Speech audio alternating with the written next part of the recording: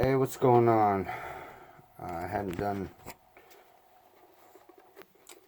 another chapter of Solomon's journey to what ends up being destruction, really. But, anyways, I don't know.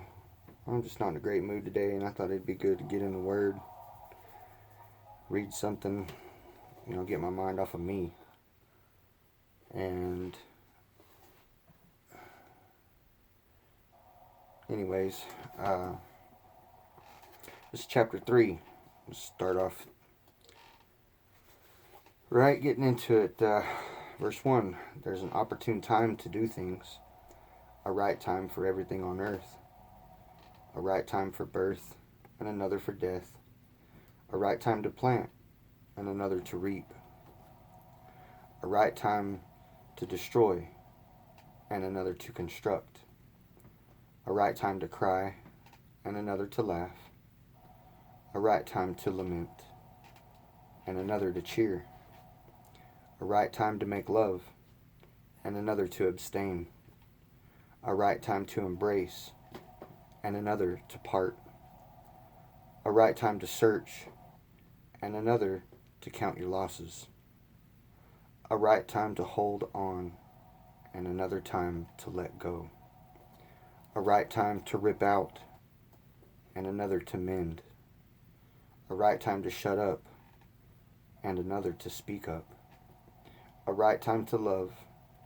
and another to hate, a right time to wage war, and another to make peace. But in the end, does it really make a difference what anyone does? I've had a good look at what God has given us to do. Busy work mostly. True, God made everything beautiful in itself and in its time, but He's left us in the dark, so we can never know what God is up to, whether He's coming or going. I've decided that there's nothing better to do than go ahead and have a good time and get the most we can out of life. That's it. Eat, drink, and make the most of your job. It's God's gift. I've also concluded that whatever God does, that's the way it's going to be, always. No addition, no subtraction. God's done, and that's it. God's done it, and that's it. So we'll quit asking questions and simply worship in holy fear. Whatever was, is, and whatever will be, is. That's how it always is with God. God's testing us. I took another look at what's going on. The very place of judgment, corrupt. The place of righteousness, corrupt. I said to myself, God will judge the righteous and wicked. There's a right time for everything, every deed, and there's no getting around it. I said to myself regarding the human race, God's testing the lot of us, showing us up as nothing but animals. Humans and animals come to the same end. Humans die, animals die. We all breathe the same air. So there's really no advantage in being human. None. Everything's smoke. We all end up in the same place. We all came from dust. We all end up as dust. Nobody knows for sure that the human spirit rises to heaven or that the animal spirit sinks into the earth. So I made up my mind that there's nothing better for us men and women to have, nothing better for us men and women than to have a good time in whatever we do. That's our lot. Who knows if there's anything else to life? It's chapter 4, verse 1. Next, I turned my attention to all the outrageous violence that takes place on this planet. The tears of the victims, no one to comfort them, the iron grip of oppressors, no one to rescue the victims from them. So I congratulated the dead, who are already dead, instead of the living who are still alive. But luckier than the dead Or the living is the person who has never been, who has never seen the bad business that takes place on this earth. Then I observed all the work and ambition motivated by envy. What a waste! Smoke and spitting into the wind. The fool sits back and takes it easy. His sloth is slow suicide. One handful of peaceful repose is better than 2 fistfuls of worried work, more spitting into the wind. I turned my head and saw yet another wisp of smoke on its way to nothingness. A solitary person, completely alone, no children, no family, no friends, yet working obsessively late into the night, compulsively greedy for more and more, never bothering to ask, why am I working like a dog, never having any fun? And who cares? More smoke, a bad business. It's better to have a partner than to go it alone. Share the work, share the wealth.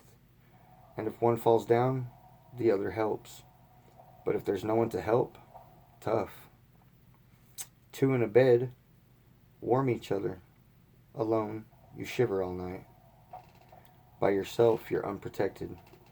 With a friend, you can face the worst. Can you round up a third? A 3-stranded rope isn't easily snapped. A poor youngster with some wisdom is better off than an old but foolish king who doesn't know which end is up.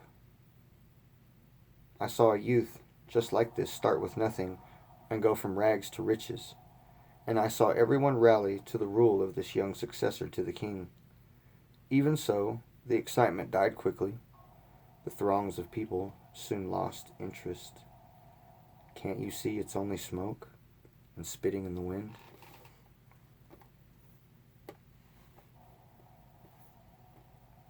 Chapter 5.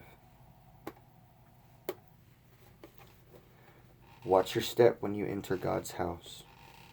Enter to learn. That's far better than mindlessly offering a sacrifice, doing more harm than good. Don't shoot off your mouth or speak before you think. Don't be too quick to tell God what you think He wants to hear. God's in charge, not you. The less you speak, the better. Overwork makes for restless sleep. Overtalk shows you up as a fool. When you tell God you'll do something, do it now. God takes no pleasure in foolish gabble. Vow it, then do it.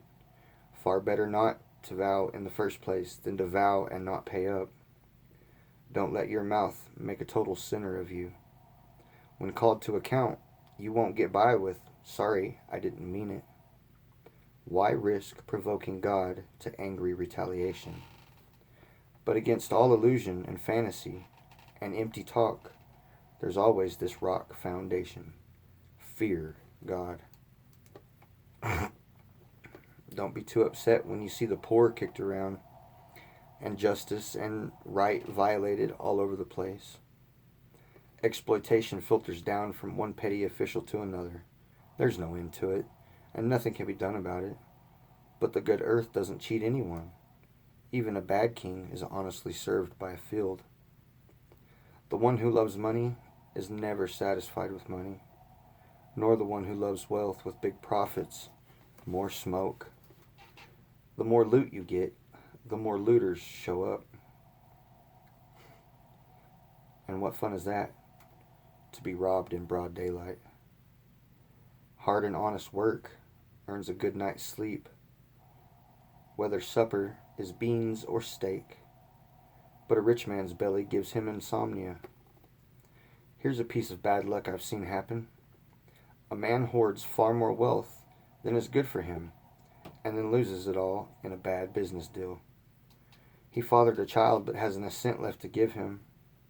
He arrived naked from the womb of his mother. He'll leave in the same condition, with nothing.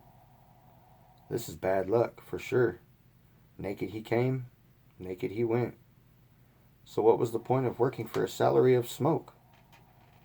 All for a miserable life spent in the dark. After looking at the way things are on this earth, here's what I've decided is the best way to live. Take care of yourself. have a good time and make the most of whatever job you have for as long as God gives you life. And that's about it. That's the human lot.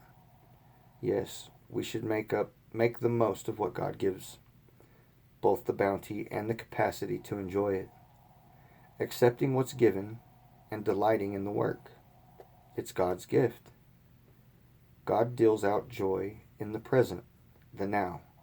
It's useless to brood over how long we might live. I love reading about Solomon and what he says, and he gives you the truth, even though it's cold and hard, but he's right. He's right. The only thing different about this generation that can, be said about no other generation is that we will see his return. His return is imminent. It's happening. It's going to happen soon. And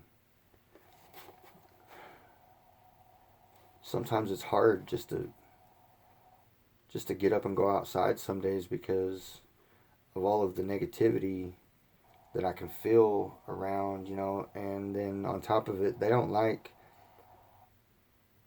misery loves company. So if you're walking around and you're in a good mood and you're happy, then there must be something wrong with you.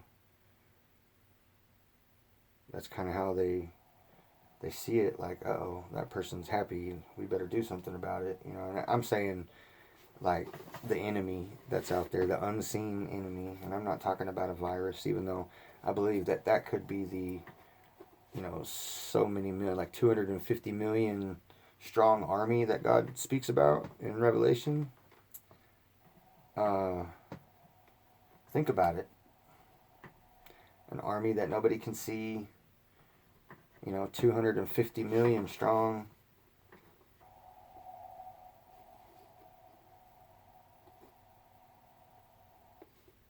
I don't know. Anyway,